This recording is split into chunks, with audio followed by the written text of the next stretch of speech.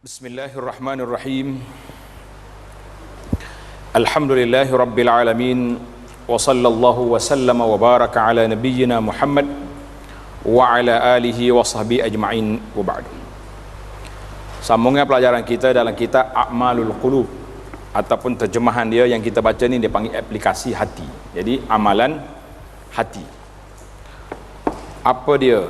Amalan hati yang telah kita bincangkan sudah 4 perkara, iaitulah yang pertama ikhlas, yang kedua tawakal, yang ketiga optimis ataupun raja, mengharapkan, yang keempat takut, al-khauf, yang kelima asyukru, iaitulah bersyukur. Jadi bersyukur ini suatu perkara yang mudah untuk kita kata kami bersyukur kepada Allah Ta'ala, tapi sangat sukar di dalam melaksanakan syukur yang sepatutnya. Bersyukur ialah sebaik-baik jalan kehidupan bagi orang yang berbahagia. Jadi orang bahagia syukur, orang tak bahagia sabar. Itu dua tu dia panggil adik-beradik kembar, syukur dengan sabar. Yang kita nak yang mana? Mestilah kita nak syukur kan, bahawa kita orang bahagia. Tapi sabar pun tak boleh tinggal juga, sebab dia tak akan syukur sentiasa, dia tak akan senang sentiasa, dia akan mari waktu susah. Tidaklah mereka menaiki tangga kedudukan yang tertinggi melainkan berkat syukur mereka. Jadi orang-orang yang syakirin, yang tak ramai orang yang melakukan ini, mereka boleh naik dengan sebab bersyukur. Iman itu terdiri daripada 2 bahagian. Iman itu terdiri daripada 2 bahagian, iaitulah bersabar dan bersyukur. Sabar satu, syukur satu. Maka bersyukur merupakan suatu kewajipan bagi orang yang mengharapkan kebaikan untuk dirinya serta mengutamakan keselamatan dan kebahagiaan. Jadi Allah Ta'ala dah janji pada kita, bagi orang yang bersyukur Allah Ta'ala dah jamin, dah janji. Kita pergi kepada perkara yang pertama, ta'rif asy-syukur, pengertian ataupun definisi syukur. Syukur menurut pengertian bahasa lughatan dia panggil mengakui kebaikan, i'tiraf bil ihsan. Kita mengakui kebaikan orang buat, itu dia panggil syukur. Syukur juga berarti berterima kasih kepada pihak yang telah berbuat baik atas kebaikan yang telah diberikannya. Jadi kalau orang buat baik pada kita, kita kata syukur, terima kasih, syakartu, aku syukur, terima kasih kepada dia. Tapi dari sudut definisi yang kita naknya, tengok muka surat 164. Bersyukur menurut istilah yang khusus dalam perbincangan kita ini, iaitulah memperlihatkan pengaruh nikmat ilahi pada diri seorang hamba, pada hatinya. Jadi syukur ini duduk berpusat dia di hati. Tetapi di manakah penjelmaannya? Iaitulah bersyukur pada hati dengan beriman. Bersyukur pada anggota, pada lisannya dengan pujian dan sanjungan. Kita puji Allah, alhamdulillah, asyukrulillah. Dan pada anggota tubuhnya dengan mengerjakan amal ibadat dan ketaatan. Tutup kurungan, itu dia panggil definisi dari sudut istilah. Kalau kata apa dia syukur, iaitulah kita menampakkan kesan nikmat Allah Ta'ala kepada kita. Kalau kata kita beriman, mana kita beribadat kepada Allah Ta'ala, apa yang diperintahkan. Kalau lidah kita bersyukur, maknanya kita mengeluarkan perkataan yang baik-baik, kita berzikir, kita beri nasihat. Itu dia panggil definisi dari sudut istilah. Kita pergi kepada perkara yang kedua, bersyukur kepada Allah mempunyai beberapa kedudukan yang besar dalam agama. Dia panggil maqamat asy-syukur. Maqam ni maknanya tingkatan, kedudukan yang besar. Syukur itu dalam agama mempunyai kedudukan yang besar. Ada beberapa perkara dalam kitab kita ni sampai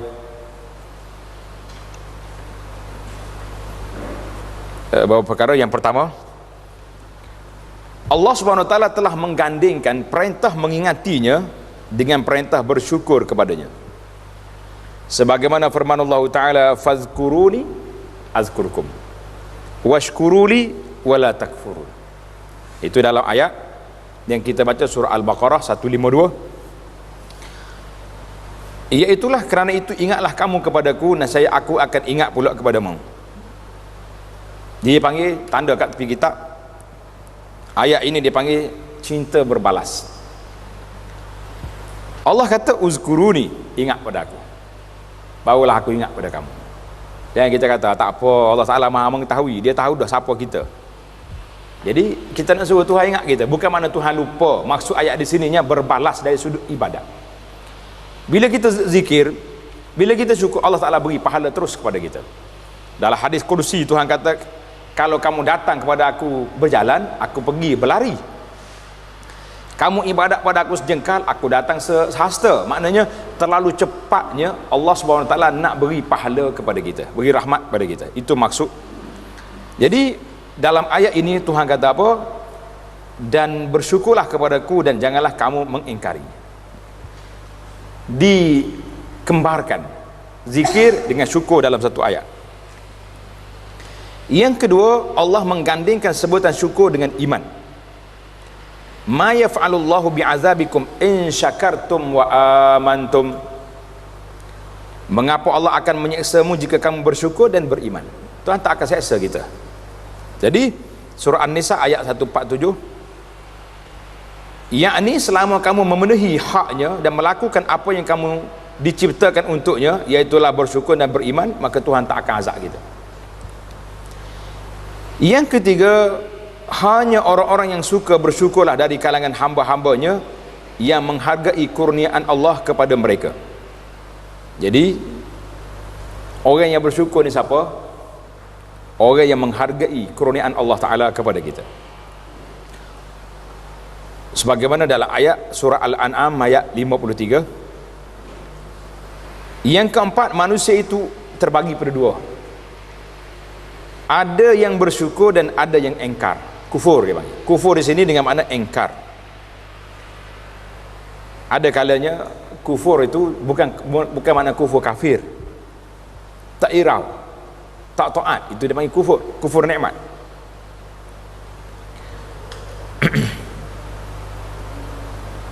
Yang paling dibenci oleh Allah Ta'ala ialah sikap ingkar, dan para pelakunya yang paling disukai oleh Allah Azza wa Jalla ialah sikap bersyukur dan para pelakunya. Jadi orang yang syukur, inna hadainahu sabila imma syakiran wa imma kafura, yang kita baca dalam surah pagi Jumaat, kan? Sesungguhnya kami telah menunjukinya jalan yang lurus. Ada yang bersyukur, maknanya beriman. Ada yang kufur, maknanya yang engkar, yang tak ikut peraturan. Surah Al-Insan ayat 3. Yang kelima, Allah SWT menguji hambanya, siapakah di antara mereka yang banyak bersyukur kepadanya. Tuhan nak uji kita. Untuk itu Allah telah berfirman menceritakan tentang ucapan Sulaiman. Nabi Sulaiman, bila Allah Ta'ala beri kepada dia kerajaan yang besar. Apa dia kerajaan dia? Jin ikut arahan, angin ikut arahan, berbeza dengan nabi-nabi yang lain. Maka Sulaiman kata apa? Haza min fadli rabbi liyabluwani aashkuru am akfur. Ini adalah merupakan limpah kurnia daripada Tuhan aku, dia nak tengok aku bersyukur ataupun kufur. Yang keenam, Allah Ta'ala memuji dan akan menambah nikmatnya bagi orang yang bersyukur, menjanjikan akan menambah nikmat bagi orang bersyukur. La in syakartum la azidannakum. Kalau kamu syukur, aku tambah. Kita hari nak suruh Tuhan tambah ke tak nak suruh tambah? Nak suruh tambah, syukur. Jadi macam mana kita nak supaya setiap masa kita dapat tambahan daripada Allah Azza wa Jalla, maka kita kena syukur. Yang ke 7, Allah meredai amalan orang-orang yang bersyukur dan meredai sikap bersyukur. Sebagaimana dalam Al-Quran yang cukup panjang di sini, iaitulah jika kamu kafir, tengok, maka sungguh Allah tidak memerlukan keimanmu dan dia tidak meredai kekafiranmu bagi hamba-hambanya, kekafiran bagi hamba-hambanya, dan jika kamu bersyukur nescaya dia meredai bagimu kesyukuran itu. Jadi naknya dalam sini, dalam bab Allah Ta'ala reda kepada orang yang bersyukur dan reda kepada kesyukuran yang kita lakukan itu. Cuma kena tulis itu, tengok bawah sekali itu, orang-orang yang bersyukur dengan yang disebutkan dalam ayat-ayat di atas adalah mereka yang bersikap teguh di atas kenikmatan iman.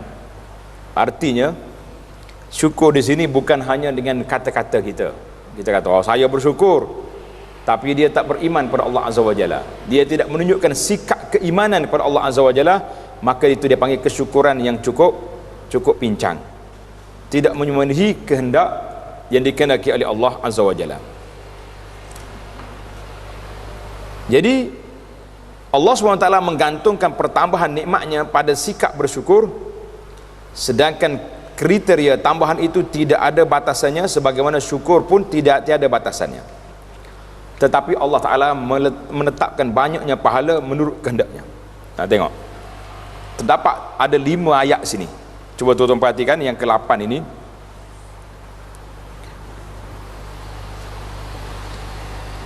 Kalau boleh letak nombor 8 situ, lepas pada 7 itu 8. Allah menggantungkan itu nombor 8. Tengok yang pertama, perhati ayat. Fasawfa yughnikumullahu min fadlihi insya'a. Saya ambil contoh. Allah Ta'ala akan yughnikum, berikan kamu kekayaan jika dia kehendaki. Satu. Ayat yang kedua itu surah Taubah ayat 28. Fayakshifu ma tad'una ilaihi insya. Allah Ta'ala akan lepaskan apa yang kamu minta kalau dia nak.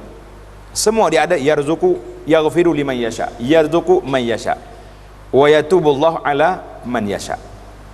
Tapi bila sampai kepada syukur, Allah Ta'ala tak sebut. Tuhan sebut wasanazzi syakirin, kami akan balas orang yang bersyukur. Dia tak kata insya'a. Maka di sini menunjukkan kelebihan yang ke-8 dalam sifat syukur. Allah Ta'ala beri janji syukur tanpa mengaitkan dengan insya'a. Jadi kalau nak kira, semua benda ni tak akan berlaku kecuali dengan kehendak Allah Azza wa Jalla, kan? Tetapi Allah Subhanahu wa Ta'ala kata kepada kita insya', artinya ada qarinah, ada qaid di situ. Tapi dalam bab syukur, wasanazzi syakirin wasanadzillahu syakirin, Allah Ta'ala akan balas orang-orang yang bersyukur. Jadi kata di para ulama itu menunjukkan kelebihan yang tersendiri yang ada pada bab syukur. Jadi dia tak kaitkan dengan insya'a.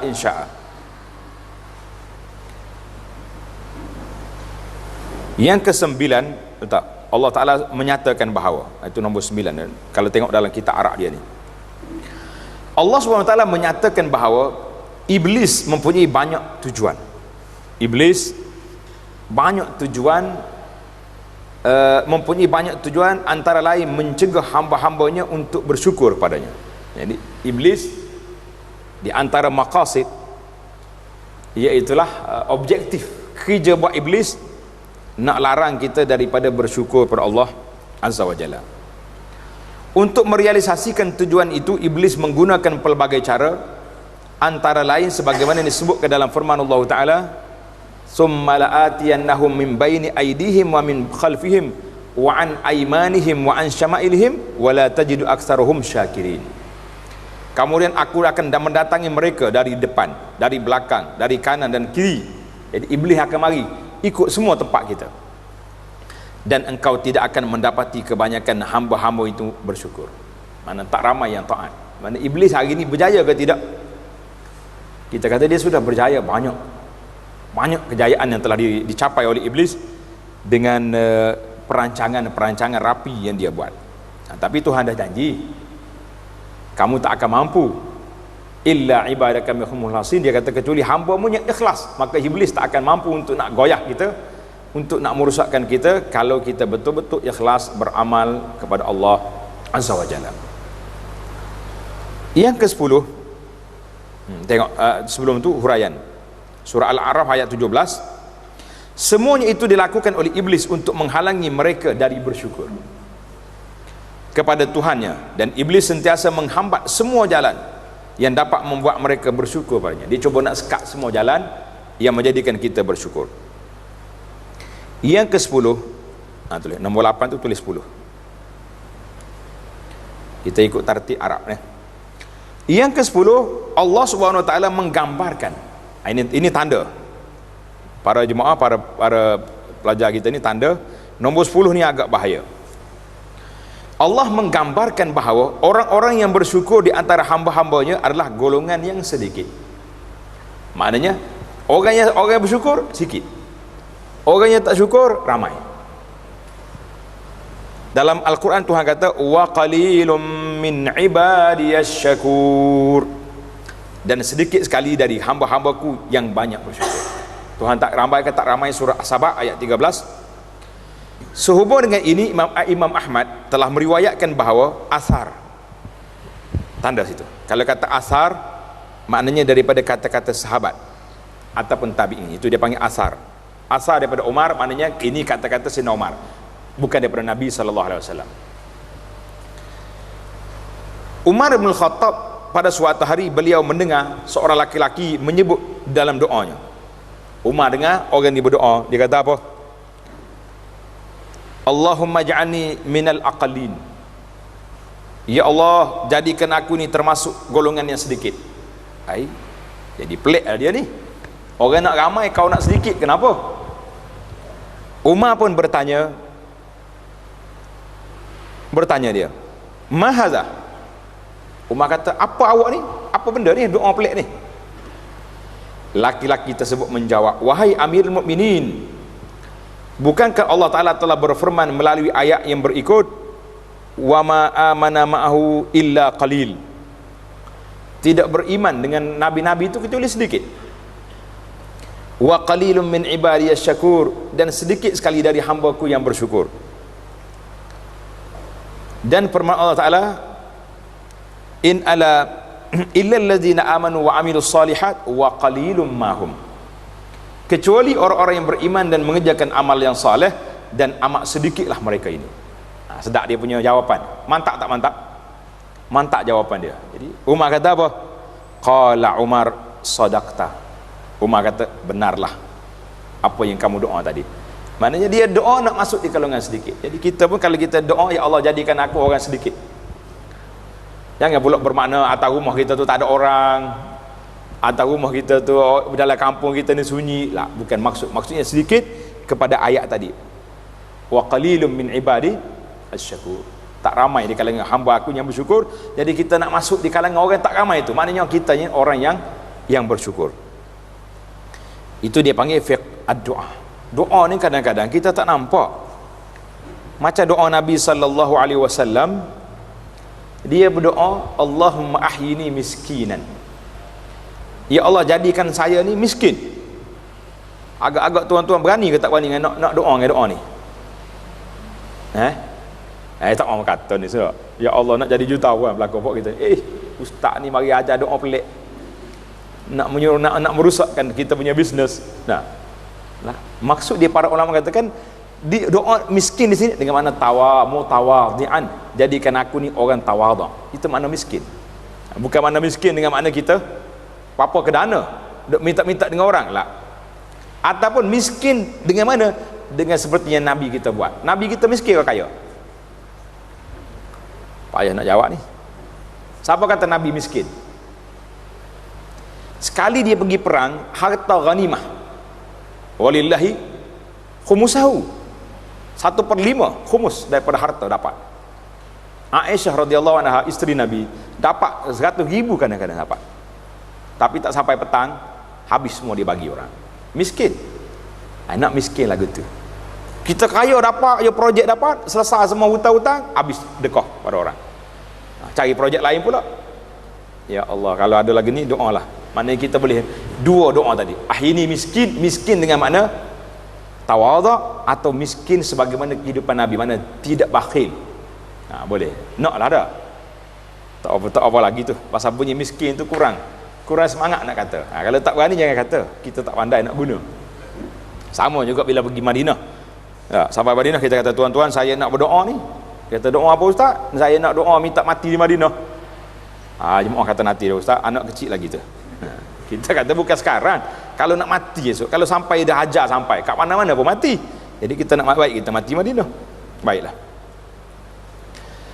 Allahu akbar. Apabila bersyukur termasuk sifat para nabi dan orang-orang yang beriman, maka tidaklah demikian keadaannya pula pada semua manusia, kerana sungguhnya kebanyakan dari mereka bersenang-senang dengan nikmat yang mereka peroleh, tetapi mereka tidak mahu berterima kasih kepada Allah yang telah memberinya. Kita duk ingat nikmat yang kita dapat ni hak kita. Maka kita terlupa yang beri nikmat siapa? Al-Mun'im, Allah Azza wa Jalla. Jadi kita letak nikmat itu kepada Allah Azza wa Jalla. Yang ke-11, Allah telah memuji mula-mula Rasul yang diutusnya ke bumi dengan sikapnya yang selalu bersyukur kepadanya. Dia panggil awwalur rusul. Awal permulaan Rasul iaitulah selepas Nabi Adam alaihissalam. Dia ada orang tanya ni, kenapa kemula Rasul ni Nabi Adam? Jadi dalam cerita ni maknanya mula Rasul selepas Nabi Adam alaihissalam bermula dengan Nabi Nuh. Nuh tu dia panggil ulul azmi minar rusul. Nuh, Musa, Ibrahim, Musa, Isa, Nabi Muhammad sallallahu alaihi wasallam. Kena tanda kata tidak orang keliru sini. Apa mula-mula Rasul? Kita duk belajar Adam, Idris, Nuh. Kan? Idris tak sebut.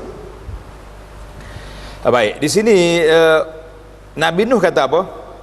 Allah Ta'ala sebut tentang cerita Nabi Nuh, zurriyata man hamalna ma'a Nuh innahu kana 'abdan syakura, iaitu anak cucu dan orang-orang yang kami bawa bersama Nuh, sesungguhnya dia adalah hamba Allah yang banyak bersyukur. Nabi Nuh bersyukur. Dalam masalah isu cerita kapal tu, anak dia sendiri pun tak naik kapal, anak Nabi Nuh tak ikut. Tapi dia kena syukur dalam banyak lagi nikmat-nikmat lain yang Allah Taala beri kepada dia kan. Itu dia panggil Nabi Nuh alaihissalam. Dalam ayat ini terkandung makna yang menunjukkan bahawa mereka mengikut sifat Nabi ikutan mereka, iaitulah Nabi Nuh yang banyak bersyukur. Yang ke-12, Allah memberitakan bahawa sesungguhnya yang mahu beribadat kepadanya adalah orang-orang yang bersyukur padanya. Yang orang yang nak ibadat kepada Allah Ta'ala siapa? Orang yang nak bersyukur. Washkuru lillahi in kuntum iyyahu ta'budun, dan bahawasanya orang yang tidak mahu bersyukur kepadanya bukan termasuk orang-orang yang menyembahnya, dan bersyukurlah kepada Allah jika benar-benar hanya kepada Allah Ta'ala kamu menyerah diri. Jadi kalau kita betul-betul serah diri kepada Allah Ta'ala, maka kita kena bersyukur. Kita kena bersyukur. Yang ke-12, yang ke-13, Allah Subhanahu wa Ta'ala memerintahkan kepada hambanya Nabi Musa alaihissalam agar menerima anugerah kenabian, kerasulan dan tugas-tugas yang dibebankan padanya dengan sikap bersyukur. Ya Musa, hei Musa, inni istafaituka, aku pilihmu jadi rasul. Di akhir ayat Tuhan kata wakum minasyakirin, hendaklah kamu jadi termasuk di kalangan orang yang bersyukur. Yang ke-14, iaitulah mula-mula perintah yang dipesankan kepada manusia selepas berakal ialah bersyukur. Wa wassaynal insan biwalidayhi, kami wasiat pada manusia dengan dua mak ayah dia. Mengandungnya susahnya, akhir sekali apa ni, anishkur li wali walidaik, adalah kamu syukur pada aku dan dua ibu bapa. Jadi pertama sekali kita dapat nikmat hidup atas dunia ni, Allah Ta'ala perintahkan supaya kita menjadi manusia yang bersyukur. Yang ke-15, Allah Ta'ala menyebut bahawa redanya terletak pada sikap bersyukur. Wa in tashkuru yardahu lakum, kalau kamu bersyukur, nasaya Allah Ta'ala meredai bagimu kesyukuran itu. Yang ke-16, Allah menceritakan perihal Nabi kesayangannya, iaitulah Nabi Ibrahim alaihissalam, bahawa dia adalah orang yang selalu bersyukur atas semua nikmat yang diberikan. Inna Ibrahim kana ummatan, Ibrahim adalah ummah. Kadang-kadang Ibrahim seorang berdepan dengan penyembah berhala kaumnya, tapi Allah namakan Ibrahim ummah. Sebab apa dia ummah? Sebab dia sangat tegas, pendiriannya tidak goyah, walaupun dia seorang tapi dia tetap berjuang, maka dia jadi ummah. Apa dia? Syakiran li an'umihi, dia ni orang yang banyak bersyukur pada Allah Azza wa Jalla. Yang ke 17, Allah memuji orang-orang yang bersyukur dan berikan kepada mereka balasan sebagai makhluk yang terpilih. Makhluk yang terpilih. Yang ke 18, Allah menjadikan bersyukur sebagai tujuan dari penciptaan makhluknya dan perintahnya. Jadi orang yang dengar kata Allah SWT, iaitulah orang yang bersyukur. Yang ke 19, Allah menjanjikan kepada para pelakunya dengan balasan yang terbaik. Yang ke 20, Allah menjadikan bersyukur sebagai penyebab bertambahnya kurniaan di sisi Allah Azza wa Jalla. Yang ke 21, bersyukur menjadi penjaga dan pemelihara nikmat. Kita nak suruh Allah Ta'ala jaga nikmat kita, syukur. Kita bukan security yang jaga kita. Ni ada orang ni tak percaya dia ni, bawa security 4-5 orang, tak padan dengan manusia, anjing lagi security, betul tak? Tapi malam tu semuanya tidur, pencuri boleh ambil juga barang dia. Tak usah duduk percaya. Itu dia panggil ambil sebab, tak salah. Security tak salah. Tetapi yang betul-betul yang menjaga harta kita, Allah Azza wa Jalla, dengan kita bersyukur nikmat. Kita ni kalau kita cara reality kita bercakap sama kita, jangan beritahu kepada pencuri. Tak, kita cakap dia. Kalau pencuri kita buatlah mangga lagi, grey lagi, apa lagi, macam-macam benda, CCTV lagi. Kalau orang nak mencuri, boleh tak boleh dia masuk rumah kita? Boleh masuk. Tapi kalau Tuhan tak bagi, tak letak dalam hati dia nak masuk rumah kita, tak kunci pun tak apa. Itu yang paling besar sekali. Mana kalau nak masuk dia boleh kopek lah, dia punya besi-besi tu. Kadang-kadang yang masuk tu memang dia tukar besi pun. Kalau kamu punya gerai, aku yang buat contohnya. Apa yang nak heran, dia boleh buka main-mainnya. Tapi Allah Ta'ala yang beri. Allah Ta'ala yang jaga kita. Iaitulah bila kita syukur, Allah Ta'ala nak jaga. Yang ke 23, Allah membelah bahagian dari asma'nya, nama-nama dia. Asy-Syakur. Nama Allah Ta'ala Asy-Syakur, sebagai ganjaran buat para pelakunya, dalam erti kata dapat menghantarkan pelakunya kepada yang disyukurinya, bahkan akan menjadi sebab dari pelakunya untuk kembali mendapat imbalan, balasan daripada yang disyukuri Allah SWT. Jadi nama Allah Ta'ala daripada nama dia Asy-Syakur. Asy-Syakur. Pada tu kalau kita nak buat nama anak, Abdu Asy-Syakur. Abdu Asy-Syakur. Yang ke seterusnya 24, bersyukur merupakan tujuan Allah Ta'ala, tujuan Tuhan dari hambanya, supaya manusia ini menjadi orang yang bersyukur. Yang ke seterusnya, Allah menamai dirinya Syakir dan Syakur, dan menamai orang yang bersyukur dengan sebutan ini dalam arti kata Allah memberikan kepada mereka bahagiannya. Kita ni Syakir. Yang ke-26, Allah mengkhabarkan bahawa orang yang bersyukur dari kalangan hambanya berjumlah sedikit. Kemudian kita pergi pada perbincangan ma'ani asy-syukru wa muta'alliqatuhu. Pengertian syukur ialah kemantapan hati. Yang ke-20, yang terakhir itu 27, dengan mensyukuri nikmat maka nikmat pasti akan bertambah. Kita berpindah kepada makna syukur dan pergantungan, kemantapan hati seorang itu yang memberi nikmat, yang untuk mencintai memberi nikmat.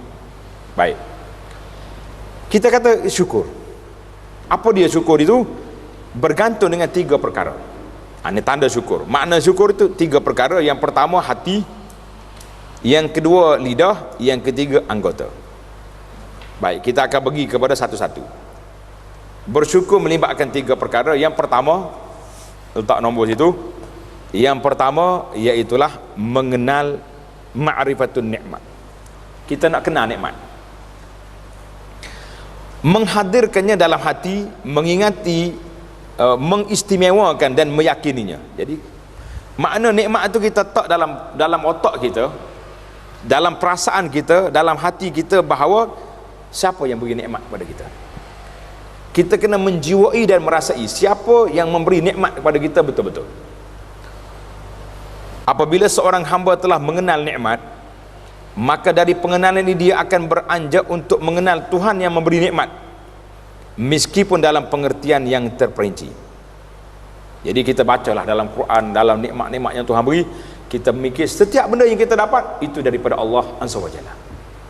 Bila kita tahu Allah Ta'ala beri, barulah kita nak syukur kita tu tinggi darjat. Tuan-tuan dan puan-puan yang kita selalu ingat, kita hari ini hidup dengan apa? Dengan rezeki yang ada. Kadang-kadang kita terlupa yang beri rezeki pada kita siapa? Allah Ta'ala. Tapi kita duk mikir yang beri rezeki pada kita orang yang beri itu, yang menyebabkan kita taat kepada dia, kita patuh kepada dia, kita akur arahan dia, kita ikut apa yang dia suruh buat. Dia suruh kita melompat-lompat, suruh berjalan-berjalan, tak? Sebab kita ingat dia yang beri. Kita namakan majikan. Tapi kalau kita kata yang beri rezeki itu dalam kepala, dalam minda kita yang beri rezeki iaitulah Allah Azza wa Jalla, maka pada ketika itu kita tidak akan melakukan perkara-perkara yang Allah tak suka. Kalau kata awak kena ikut arahan duk sini, arahan apa? Arahan yang tidak bercanggah dengan syariat, naam, kita patuh. Tapi kalau arahan yang bercanggah dengan syariat Allah Ta'ala, kita kata tidak, rezeki yang saya dapat ni daripada Allah, awak cuma pemberi saja. Nanti dia kata kalau awak tak ikut saya, awak kena buang kerja. Apa ni kita nak buat? Itu kadang-kadang kita duk fikir, bila dia buang kerja, tak ada dalam rezeki aku. Kita belum tahu, kadang-kadang dibuang di sini, kita dapat di tempat lain yang lebih bersih.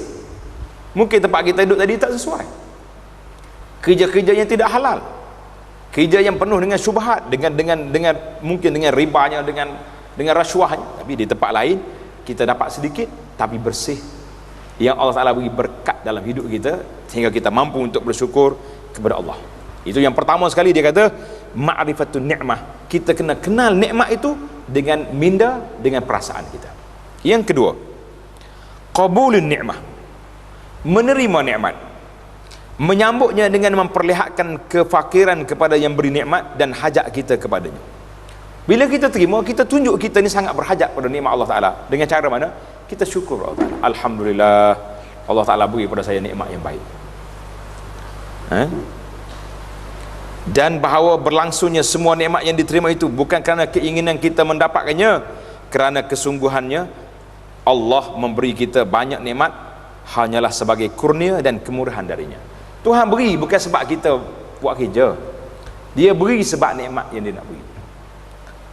Habis aku solat banyak-banyak, itu tanggungjawab kita. Kita kena memahami di antara, oh kita solat ni tanggungjawab. Pasal itulah para ustaz menegur, bila kita buat solat kerana dunia. Orang kata kalau nak projek banyak, nak rezeki murah, kena solat duha. Rajinlah kita dah. Sebab dapat projek. Jangan bangun tahajud jadi terapi apa dipanggil awet muda. Jadi kita jangan letakkan benda-benda tadi di hadapan mata kita. Kita kena buat dia, kita buat itu kerana Allah Azza wa Jalla yang perintah, qabul ni'mat. Kemudian yang ketiga dia panggil as-sana'u bin ni'mati, memuji Allah Ta'ala atas nikmat yang telah diberikan olehnya. Dan pujian yang berkaitan dengan nikmat itu ada dua jenis. Tengok kita belajar macam nak puji Allah Azza wa Jalla. Yang pertama bersifat umum, iaitu dengan memujinya bersifat dermawan, pemurah, baik, luas pemberiannya dan sebagainya. Jadi kita kata alhamdulillah di atas nikmat Allah Ta'ala yang bersifat pemurah, kasihan belas, itu yang panggil. Yang kedua bersifat khusus, iaitu dengan membicarakan nikmat-nikmat yang telah dianugerahkan olehnya kepada kamu, dan kamu ungkapkan bahawa itu adalah nikmat Allah Ta'ala. Bila kita dapat nikmat, kita panggillah kawan-kawan kita buat kesyukuran. Kita kata hari ini ada semua nikmat Allah Ta'ala beri kepada saya. Biar nampak kesyukuran, tak nampak kesombongan. Dalam Quran Tuhan kata wa amma bi ni'mati rabbika fahaddis. Adapun nikmat yang Tuhan beri pada kamu, ceritakan. Cuma dalam sini adab kita nak cerita ni walid tahdis, sehubung dengan perintah untuk menyebut-nyebut nikmat itu ada dua pendapat ulama. Tengok, ada pendapat. Dengan menyebut yang pertama, dengan menyebut-nyebutnya dan mengkhususkannya, contohnya Allah telah anugerahkan itu dan ini kepada saya.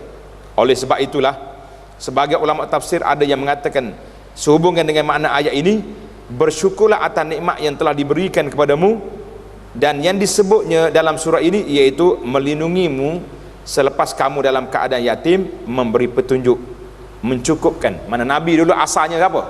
Yatim. Kemudian Allah Ta'ala pilih dia menjadi Nabi. Bila dia jadi Nabi, semua kunci dunia duduk di mana? Duduk di tangan dia. Cuma Nabi tak ambil je. Kalau bagi kita kunci, pakai duk pegang kunci itu dah kita. Nah, mati dengan kunci, kata orang. Jadi itu dia panggil yang pertama, bahawa kita sebut nama Allah Azza wa Jalla satu. Cuma di sini tidak disebut. Saya kena sebut. Bilakah boleh kita sebut nikmat yang Allah Ta'ala beri kepada kita? Jawabnya, kalaulah sebutan itu tidak menyebabkan kita jadi takabur. Kalau sebut, yang pertama. Yang kedua, kita kena pilih orang. Bukan semua nikmat kita kena letak di Facebook, nak suruh orang lain lah. Ada orang yang bersifat sakit hati, ada orang yang bersimpati. Tengok jenis manusia. Yang sakit hati, bila tengok kita dapat nikmat, dia akan cari siapa yang bagi nikmat. Istilah orang muda sekarang ni, ahli-ahli blogger hari ni, dia punya istilah bongkar. Nak bongkar tu, nak bongkar sana, bongkar sini, akhir sekali dia yang terbongkar. Jadi ada orang ni, Masya Allah, sakit hati ni. So, saya dapat gini, terus cerita. Dalam hadis, ada hadis sebagai ulama hadis kata tidak kuat. Dia kata, ista'inu ala injazi hawaidikum bil kitman. Sempurnakanlah, minta tolong dengan Allah Ta'ala untuk nak mendapat, melaksanakan apa yang kita nak buat itu dengan sembunyi, dengan rahsia. Ada juga. Dia ada cerita, saya dah minta projek segini-segini, hantar orang pergi potong queue. Tak bagus dia tu, syarikat dia banyak masalah, ambil syarikat saya lebih baik. Tengok, orang dengki ada. Jadi nikmat yang kita boleh cerita, yang pertama sekali kita cerita, sebut dengan Allah, sebut syukur kita kepada Allah Ta'ala, itu tak bila-bila masa. Tapi nak ceritakan kepada orang nikmat yang Allah Ta'ala beri kepada kita ni, pilih-pilih orang. Mungkin kita boleh cerita kepada orang yang kita percaya, yang dia juga telah mendapat tempias nikmat kita, kita beri pada sumbangan pada dia, kita cerita, Alhamdulillah, ini nikmat Allah Ta'ala beri pada saya, kita dapat satu anugerah daripada Allah Ta'ala, kita cerita. Tapi kalau nampak muka orang dengki, jangan duk cerita dengan dia, dia pergi buat masalah pula pada kita. Tengok di sini, yang pertama, yang kedua menggunakan untuk ketaatan kepada Allah Ta'ala. Kita ambil nikmat itu, kita guna ketaatan itu, iaitu jelaslah, sangat jelas. Menyebut-nyebut termasuk perbuatan memuji. Oleh sebab itu hendaklah kita memuji Allah dengan mensyukuri, dengan menyebut asma. Asma itu makna nama-nama Allah Ta'ala yang sesuai dengan kedudukan bersyukur. Contohnya kita kata Alhamdulillah, yang maha pemberi, Al-Jud, Al-Karam, Al-Mannan, Al-Karim, Zul Fadlil Azim, Allahu Wasi'ul Fadli wal Ihsan. Jadi itu dia panggil kata-kata yang baik. Sehubung itu, Jabir telah menyebutkan sebuah hadis yang berpangkat marfu'. Marfu' itu mana diangkat ke Nabi sallallahu alaihi wasallam. Dia kata apa? Man sana ilaihi ma'rufan falyujzi bihi. Siapa yang diberi kebaikan, hendaklah dia membalasnya. Kalau orang buat kebaikan kepada kita, kita kena balas. Jika jika tidak mempunyai sesuatu untuk balasnya, tak ada benda kita nak balas. Orang beri benda pada kita, kita nak balas tak ada. Biasa orang kat kampung ni, kalau orang beri apa-apa ke dia, tak beri lauk ke, beri apa dalam periuk dia tu, dia tak hantar kosong. Dia akan hantar mari apa yang dia ada, pisang ke apa benda, dia hantar balik. Itu dia panggil tanda membalas, kan. Tapi hari ni tak boleh nak balas dah kita. Dia bagi sekali dengan bekas-bekas ya. Tak payah hantar balik ustaz bekas tu. Allahu akbar. Jadi kita pun terima kasih. Nak balas tak boleh, apa nak buat? Ni tengok hadis ni. Jadi kita hendaklah memujinya, pemberinya, kerana sungguhnya apabila dia memuji pihak yang memberinya, berarti dia telah berterima kasih padanya. Kita kata Alhamdulillah, masih berapa. Akan tetapi jika dia menyembunyikannya, berarti dia telah mengingkari kebaikannya. Sesiapa yang menghiasi dirinya dengan apa yang tidak diberi kepadanya, sama halnya dengan orang yang mengenakan sepasang pakaian yang dusta. Contohnya, orang ni tak beri pun pada kita, ustaz tak bagi pun. Kita kata Ustaz Rashid lah sini, dia suka bagi pada orang. Kita mari masjid ni nak tunjuklah kita ni baik dengan ustaz. Ni Ustaz Rashid bagi ni kat saya ni, tapi dia tak bagi pun. Kita kata itu dusta. Macam kita pakai baju orang lain, tak boleh. Banyaklah hadis ni ada kaitan panjang. Macam kita kata kita bermimpi, awak saya mimpi jumpa Nabi, kita tak mimpi pun itu dusta. Jangan duduk mengaku mimpi jumpa siapa atas dunia pun, jangan kita mimpi kalaulah benda tu tidak berlaku. Kalau benda tak berlaku, jangan dibuat macam berlaku. Baik, di antara kalimat yang menunjukkan makna sanjungan iaitulah ucapan kita kepada orang yang beri kebaikan kepada kita. Kita kata apa? Jazakallahu khaira. Tulis Quran, jazakallahu khaira. Pandai ada kan? Kalau orang perempuan kita kata jazakillahu khaira. Itu bahasa ka dengan ki. Allah Ta'ala lah balasmu dengan kebaikan. Ingat, ada juga orang ni dia baca setengah ayat, tak boleh. Jazakallah, Allah Ta'ala balas apa? Balas ni boleh dua, balas baik boleh, balas tak baik boleh juga. Jadi kita kena selesaikan ayat jazakallahu khaira, barulah dia jadi semoga Allah membalasmu dengan kebaikan. Kalau kita kata semoga Allah membalasmu, berarti setakat tu ayat tu sempurna ke tergantung? Dia panggil ayat tergantung. Elok tak elok? Orang dengar apa takut, balas apa ni? Jangan doa kat saya. Jadi kalau kita nak suruh balas, kita kata jazakallahu khaira. Betul kan kita punya ucapan, tulisan pun sama juga. Jazakallah, Tuhan balas apa? Boleh dua makna, orang boleh salah faham. Jadi kita ambil jazakallahu khaira. Dalam riwayat Muslim, hadis ini sahih. Jadi siapa dia kata jazakallahu khaira, bermakna kita telah membalas kebaikan orang tu. Bukan semua balasan tu dengan duit, dengan barang. Balas dengan doa pun cukup. Sebab tu kita tidak boleh, para ulama mengatakan bila kita beri benda kepada orang, kita suruh dia doakan kita. Nak suruh doa, pergi minta ya. Boleh ustaz tolong doakan saya masalah gini tak apa. Tapi kalau kita beri benda pada orang, kita doakan kepada saya, bermakna kita sudah minta balasan. Rugi. Doakan saya, rugi. Tak salah, tapi rugi. Sebab martabat yang paling tinggi kita beri benda kepada orang, jazaan wala syukura. Kita tak nak minta balasan dan tak nak minta terima kasih.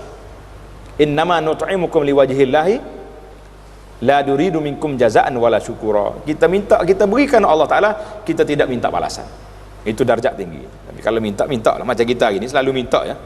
Kalau ajak orang pergi ke rumah, jamu satu penuh meja makan, lepas makan suruh buat kerja pula. Apa dia kerja yang biasa kena buat? Kena tahlil, kena cukur anak, habis benda kena buat. Ustaz, maya ajak tu, maya ajak. Jadi 3-4 kerja ustaz kena pergi rumah dia. Lepas tu baru bagi makan. Itu dia panggil kita, ustaz tu dah balas dah kita. Kalau kita nak makan je. Nak suruh orang kerja. Memang doa pun dapat dijadikan sebagai jalan untuk mengucapkan terima kasih.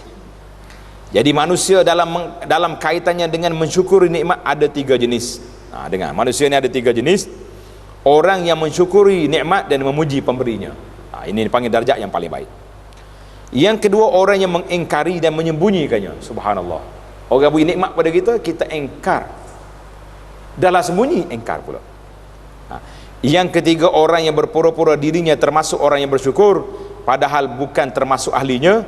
Perihalnya sama dengan apa yang telah disebutkan dalam hadis, orang yang berpura-pura kenyang dengan apa yang tidak diberikan kepadanya, bagaikan orang yang mengenakan sepasang pakaian dusta. Kita kata kita walau kenyang, tapi tak pun. Tengok dalam hadis, Nabi kata al-mutasyabbi'u bima lam yu'ta kalabisi thawbai zur. An-Nu'man bin Bashir telah meriwayatkan, dia kata apa? Dia kata di atas mimbar, siapa yang tidak mensyukuri yang sedikit, berarti tidak boleh mensyukuri yang banyak. Kalau hak sikit pun kita tak syukur, hak banyak lagi tak syukur. Dan siapa yang tidak berterima kasih kepada orang lain, berarti dia tidak berterima kasih kepada Allah. Kita tak terima kasih kepada orang, bermakna kita telah man la yashkurin nas lam yashkurillah.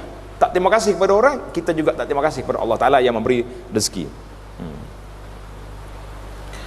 Itu menyebut-nyebut nikmat Allah Ta'ala adalah bersyukur, dan meninggalkannya adalah kufur. Bersatu akan membawa rahmat, dan berpecah akan mendatangkan azab.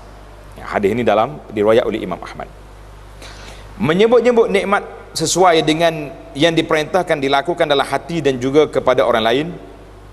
Akan tetapi jika di kalangan orang lain terdapat orang-orang yang mendengkinya, tadi saya dah sebut, sehingga jika dia menyembunyikannya, maka itu bukan termasuk sifat kufur nikmat. Kita sembunyikan nikmat ni kepada orang lain, mungkin kadang-kadang adik-adik sendiri pun masalah. Saya jumpa ada seorang ni, masalah besar dia kata saya macam mana ni, kalau nak bagi dia kerja tapi dia nak bagi derma, kalau bagi tahu kepada suami tak bagi, tak payah baik kau bayar kereta aku, tu dia bayar macam tu.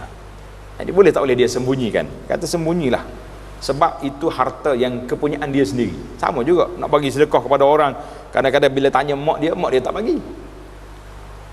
Kalau tak bagi tu kerana masalah yang betul-betul kuat, tak apa. Tapi kadang-kadang tak bagi tu bukan kerana tak bagi sungguh, tapi tak bagi tu kerana dia benci dengan orang tu ya. Itu masalah yang berlaku. Jadi banyak benda kita kena tidaklah menjadi kesalahan kita tak bagi tahu kepada orang dengan sebab kerana masalah yang tersebut, itu kata para ulama tidak salah. Baik, kita pergi kepada kewajipan kita. Tengok muka surat 175. Kewajipan kita kepada Allah berhubung dengan nikmatnya. Yang pertama, tunduk kepadanya, seperti ketundukan pihak yang berterima kasih kepada pihak yang telah beri kebaikan kepadanya. Yang mana kita tunduk, al-khudu' lillah. Yang kedua, mencintainya, kita cinta pada Allah Ta'ala yang telah beri nikmat. Yang ketiga, mengakui nikmat yang telah diberinya. Yang keempat, memujinya atas nikmat yang telah diberikan. Yang kelima, tidak menggunakan nikmat untuk perkara yang tidak disukai oleh Allah Azza wa Jalla. Yang beri nikmat Allah, tiba-tiba kita pergi buat benda yang Allah tak suka. Cantik tak cantik perangai lagu tu? Sangat tak cantik. Macam mana pergi buat benda tu? Kita kalau kita beri duit pada orang, tiba-tiba orang buat benda yang kita tak suka, agak-agak nak beri pula ke tidak? Tak dah. Itu manusia. Tapi Allah SWT, dia terus beri lagi sebab Allah Ta'ala nak tengok di manakah kedudukan kita di sisinya. Kalau betul-betul baik, maka baiklah kita. Kemudian apabila nikmat itu bersifat relatif, maknanya ada tafadul, ada orang panggil perbezaan kedudukan, maka apakah demikian pula halnya dengan bersyukur? Sebagai jawapannya tidak. Sebab itulah bersyukur itu sendiri ada 3 kategori. Bersyukur ada 3 kategori. Kita ambil syukur yang pertama. Tengok, dia tulis nombor 3 situ, kita tulis yang pertama. Yang pertama, bersyukur dengan hati. Ini dia panggil darjat yang tinggi.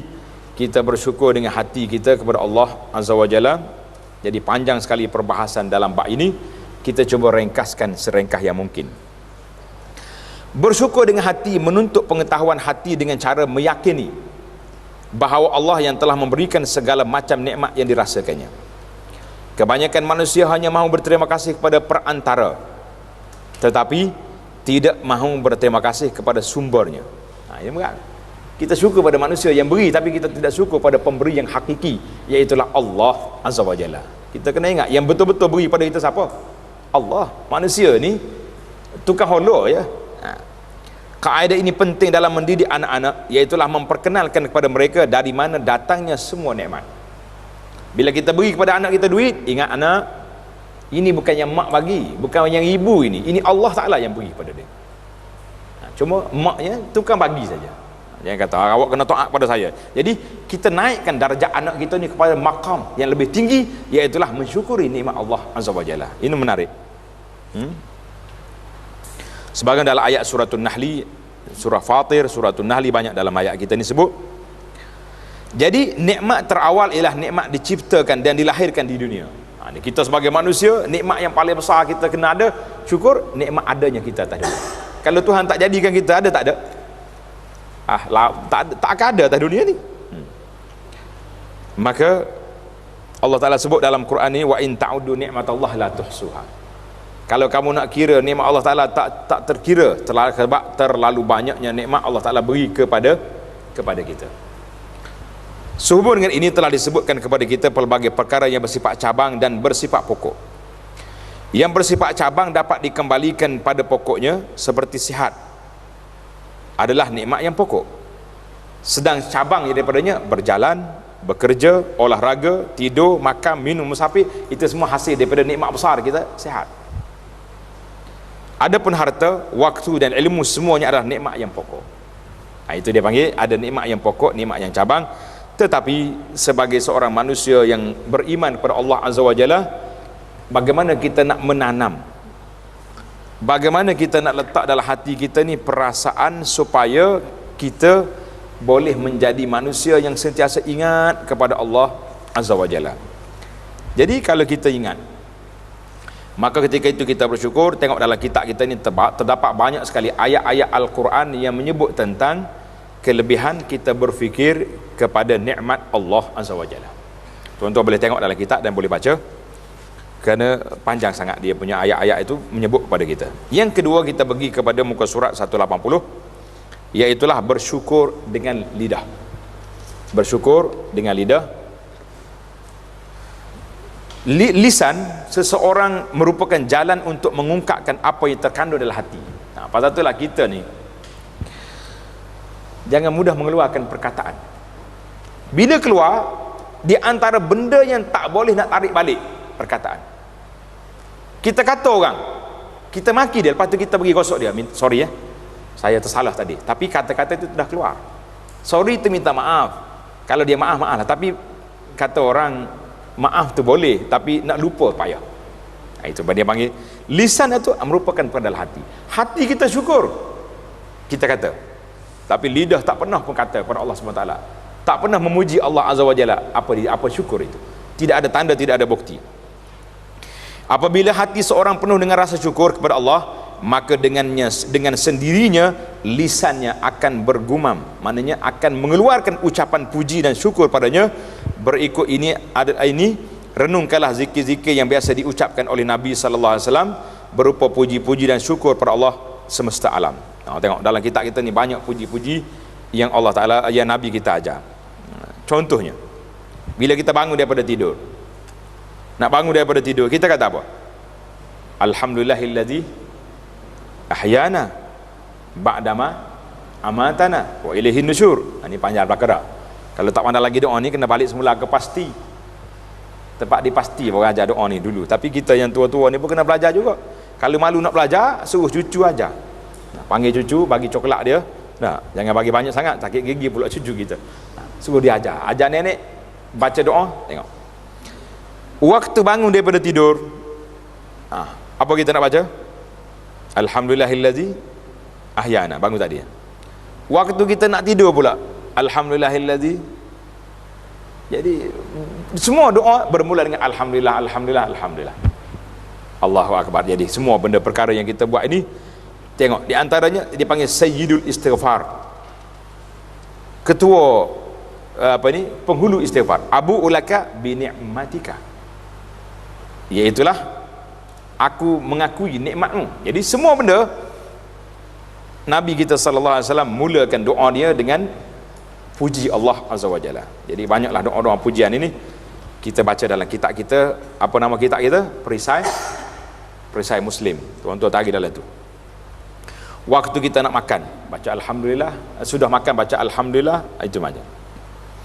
Semua perkara kita syukur alhamdulillah. Yang terakhir, yang ketiga dalam perbincangan kita ni, bersyukur dengan semua anggota. Bersyukur dengan semua anggota yang kita ada. Dia panggil asyukru bil jawarih, syukur dengan anggota. Yang dimasukkan dengan semua anggota tubuh adalah yang selain hati dan lidah. Hati dan lidah selesai, dia ada tanggungjawab tersendiri. Sebab hati kena fikir, lidah dia kena kata. Kalau kita duduk diam, orang tanya apa diam tu? Berzikir. Betul tak betul? Diam bukan berzikir, diam berfikir. Kena ingat situ. Diam berfikir. Berzikir iaitulah zikir dengan lidah. Subhanallah, alhamdulillah, Allahu akbar. Itu zikir. Baik. Zikir dengan anggota macam mana? Tengok dalam perbincangan kita ni. Jadi tiada suatu amal ketaatan dan amal ibadat pun yang dilakukan oleh anak Adam melainkan di dalamnya terkandung ungkapan syukur atas semua nikmat yang telah dikurniakan oleh Allah. Kesimpulannya, bersyukur dengan semua anggota tubuh adalah mengerjakan amal soleh. Jadi semua amal yang kita buat, lebih-lebih lagi saat seorang hamba telah mencapai usia 40 tahun, sebagaimana yang disebut dalam firman Allah Ta'ala, hatta idza balagha ashuddahu wa balagha 40 sanah qala rabbi auzi'ni an ashkura ni'mataka allati an'amta alayya wa ala walidayya wa an a'mala salihan tardah wa aslih li fi dhurriyyati inni tubtu ilaika wa inni minal muslimin. Tengok doa siapa ni? Sehingga apabila dia telah dewasa dan umurnya sampai 40 tahun. Kita hari ni 40 tahun sampai dah. Tak lagi. Pasal tu tak banyak syukur. Dia adalah berdoa, wahai Tuhanku, tunjukkanlah aku untuk mensyukuri nikmat-Mu. Mana 40 ni panggil umur matang. Kalau bawah pada 40 tu, kalau orang panggil lara sikit-sikit, menasabah dengan umur dia. Kalau umur 40 lebih nak melompat lagi, kita kata lebih masa dah tu. Masa umur 40 ni dia tidak melompat, dia naik basikal zaman sekarang ni. Dia panggil mengatih. Daripada Kuala Lumpur sampai ke jauh pergi. Tapi waktu nak syukur nikmat Allah Ta'ala, 50 langkah tak apa ke masjid. Ini masalah kita ni. Jadi kita nak minta Allah Ta'ala, syukur nikmat-Mu yang telah Engkau berikan padaku dan pada ibu bapa aku, dan supaya aku dapat berbuat amal soleh yang Engkau redai. Cantik doa ni, kita ambil lah. Jangan ambil daripada hatta iza balagha, tak payah situ. Ambil daripada Rabbi auzi'ni an ashkura ni'mataka. Dalam tengok surah Al-Ahqaf ayat 15, Rabbi auzi'ni an ashkura ni'mataka allati an'amta alayya wa ala walidayya wa an amala salihan tardah wa aslih li fi zurriyyati. Jadi ingat sampai ke akhir ayat, boleh buat tanda nombor ayat tu. Dalam ayat ini disebutkan bahawa permintaan kepada Allah agar dapat melakukan amal soleh diutarakan selepas permintaan memohon taufik agar dapat mensyukuri nikmat Allah Ta'ala. Maka tersimpullah darinya bahawa bersyukur itu tidak cukup hanya dilakukan dengan lidah saja. Tak cukup dengan lidah. Di antara cara yang dapat membuat seorang hamba untuk bersyukur dengan semua anggota adalah hadis berikut. Tengok hadis ni, Nabi kata apa? Kullu ibni Adam yusbihu wa ala kulli sulama sadaqah. Setiap anak Adam pada pagi harinya, pada setiap anggota tubuh dan persendian tulangnya dibebankan untuk bersedekah. Jadi tubuh kita ni ada berapa? Ada 360 sendi. Tengok dalam hadis yang seterusnya tu. Jadi setiap akhir hari ni kita kena bersyukur dengan sendi kita ni. Maka bagaimanakah agar dia dapat menunaikan syukur atas 360 ruas sendi tulangnya? Nabi kata apa? Setiap pujian sedekah. Kita kata alhamdulillah, sedekah. Setiap tahlil, apa dia tahlil sini? Apa dia tahlil? Kata la ilaha illallah, itu makna tahlil. Sedekah. Amar ma'ruf, suruh orang buat baik, sedekah. Nahi mungkar, sedekah. Menyingkirkan gangguan dari tengah jalan. Kita berjalan, tengok ada batu tengah jalan, berhenti kereta, ambil batu campak. Jangan duduk kutuk. Ni orang ni dia tak campak pun, dia duduk marah je. Dia kata celaka, siapa dia letak sampah tengah jalan ni? Boleh celaka sebiji. Sampah tu terangkat, dia pergi jalan ke tak? Tak. Kalau kita berhenti angkat, dia akan masuk dalam tu sampah, kita dapat pahala. Tengok ni, sedekah. Nabi kata pahala sedekah. Sementara jumlah ruas sendi tulangnya adalah 360. Jadi macam mana kita nak bayar sendi 360 ni? Kalau 20 sen satu sendi, berapa ringgit sehari kena bayar tol sendi? Berapa? Cuba kira, kira. Apabila, tapi Nabi kata apa? Nabi kata cukuplah seorang itu dapat mensyukuri nikmatnya dengan dia mengerjakan 2 rakaat duha. 2 rakaat duha itu tol kepada sendi kita ni. Kita hari ni buat tak buat duha 2 rakaat? Buat. Alhamdulillah dah bayar tol. Kalau tak bayar lagi, habis masa dah. Esok lah. Bayar esok pula. Jadi setiap hari kena bayar. Maka jalan untuk bersedekah itu banyak. Ibnu Murajak telah menghimpunkan dalam kitabnya Syarah Arba'in Nawawi melalui ungkapan bahawa sedekah badaniyah dapat dilakukan melalui kepakaran. Seperti mengajarkan kepakaran berbentuk praktikal. Jadi kita pakar apa? Pakar tu pakar ni ajar. pakar masak, buat kelas masak. Pakar menjahit sulam-sulam, buat. Memberikan pertolongan kepada orang bisu, mengajar dan menggunakan waktu atau jawatan untuk menolong orang lain dan sebagainya, semua sekali itu dia panggil. Dia buat contoh seperti Zulqarnain telah mengajari satu bangsa untuk berbuat benteng untuk melindungi mereka dari serangan musuh-musuh mereka. Jadi itulah dia panggil kepakaran yang kita ada hari ini. Alhamdulillah para jemaah sekalian, semua yang kita dapat. Yang terakhir sebagai penutup perbincangan kita ini, tengok muka surat 186, perkara-perkara yang dapat membantu untuk bersyukur. Ini takkanlah kita belajar saja, kemudian apa benda yang kita boleh buat untuk kita bersyukur kepada Allah Azza wa Jalla. Maka banyak sekali di sini. Yang pertama, tanda situ. Dalam masalah duniawi kita dianjurkan untuk memandang ke bawah. Dalam masalah dunia kita tengok bawah, jangan tengok ke atas. Kalau tengok atas lari kita. Betul tak? Tengok bawah. Alhamdulillah saya baru ada 5 buah kereta. Orang sebelah rumah 3 buah. Hebatlah kita tu. Kalau kita ada sebuah, orang sebelah rumah baru ada basikal. Jadi jangan duduk kejar, jangan tengok belah ni. Tengok kita ada kereta, orang ada lori, nak beli hop saja. Lawan dia. Jangan. Yang kedua, seorang hamba hendaklah menyedari bahawa kelak dia akan diminta dipertanggungjawabkan tentang nikmat yang diperolehinya. Kalau banyaklah tanggungjawab kita nak jawab depan Allah Azza wa Jalla. Itu yang dikatakan orang kaya masuk syurga lambat nak banding dengan orang miskin. Sebab apa? Sebab banyak kira-kira tengah jalan. Bukan tak boleh masuk syurga, masuk tapi lambat. Kena check point tu, kena check satu-satu, ambil mana bawa ke mana, ambil mana bawa ke mana. Itu masalah.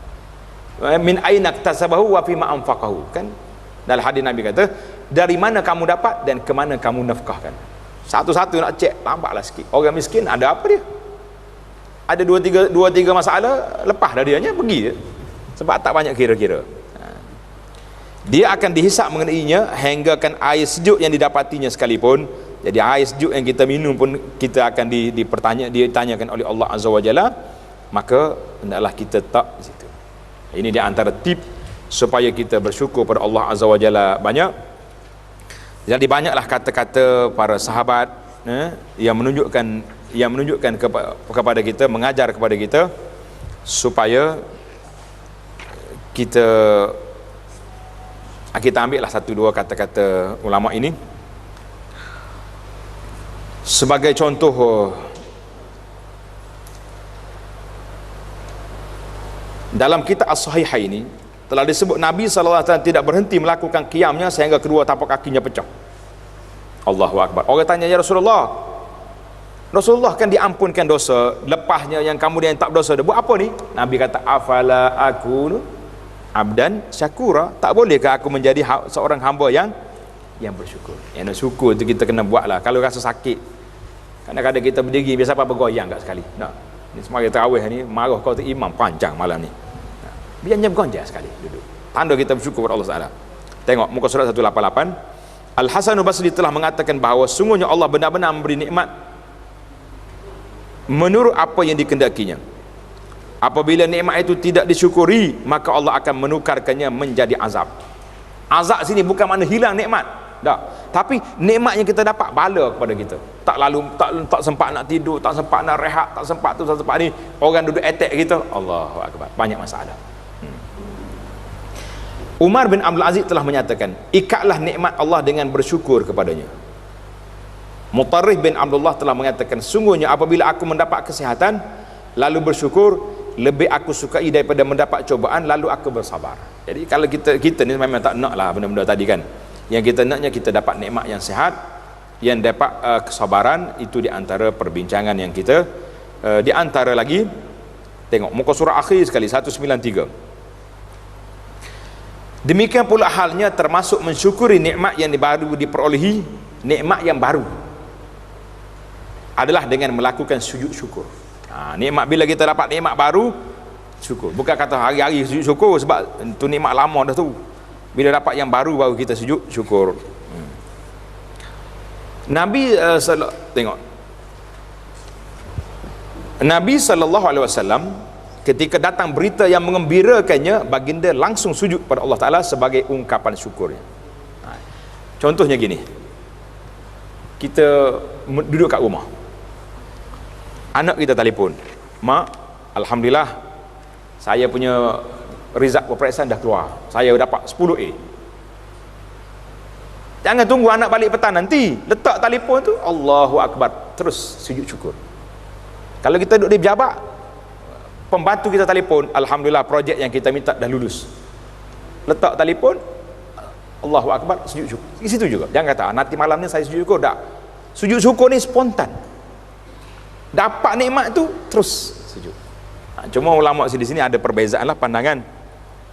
Ada yang mengatakan kena ada wuduk, kena ada, tapi dalam hadis ni dia tak sebut. Dia kata iza atahu amrun, yang Nabi kita gembira, fa kharra lillahi sajidan, terus Nabi kita sujud. Saya lebih cenderung pada pandangan ini sebab dia bukan salat, dia sujud. Sujud je. Bila kita dapat apa-apa, duduk rumah ke, duduk di pejabat ke, cuma kalau duduk di pasar pagi macam nak buat tak? Tiba-tiba nampak sujud terus, berat juga dah. Jadi kalau di pasar pagi tu jangan sujud tengah jalan tu, tengok mana ada surau yang terdekat, pergi kat surau tu, Allahu Akbar, sujud. Jangan ditangguhkan. Itu dia panggil tanda kita syukur Allah SWT. Tapi kalau kata nanti malam ni lah panggil ustaz pergi sujud sekali lah, tak jadi lah.